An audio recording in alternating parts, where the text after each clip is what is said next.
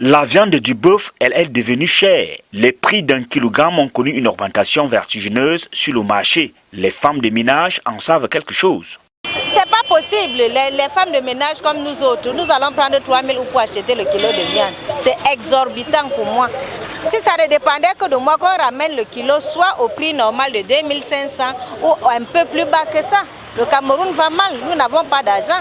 Les gens comme moi, je suis femme au foyer, je ne vais pas trouver de l'argent, je ne sais où, pour m'approvisionner 1 kilo de viande à 3 000 francs.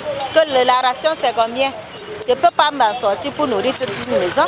Les prix vont augmenter franchement parce que d'abord la viande du bœuf était à 2200, avec hausse maintenant là c'est 2500, ça hausse 3000, donc la viande du bœuf a vraiment augmenté.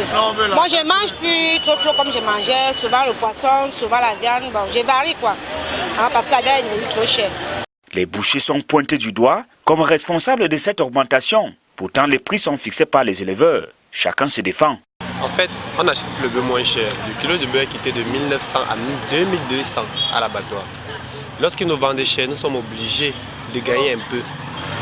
Parce que nous ajoutons environ 200 par kilo pour avoir quelque chose pour nos familles à nourrir à la maison. Et lorsque nous vendons le kilo de bœuf, il y a les parties avec hausse que nous sommes obligés de vendre plus moins cher que le kilo qu'ils nous vendent. D'abord, au niveau des acheteurs, en quittant de l'extrême nord, comme nous sommes en saison sèche, les bœufs sont éloignés et les acheteurs pas acheter très loin. Et quand ils arrivent ici, le prix est un peu élevé. Nous les bouchers, on ne s'en sort pas. Un bœuf de 400 000, on va te vendre à 600 000. Et quand tu abats ton bœuf, tu te retrouves que le prix que tu as acheté, il y a un manquant de 100 000, il y a un manquant de 50 000. L'autre raison, le Cameroun peine à ravitailler ses 10 régions. Le gros du bétail provient à l'heure actuelle des pays voisins tels que le Tchad, la Centrafrique et le Nigeria. Nous au Cameroun en général même, on n'a pas les bœufs pour nourrir les Camerounais. C'est les étrangers qui nous fournissent la marchandise.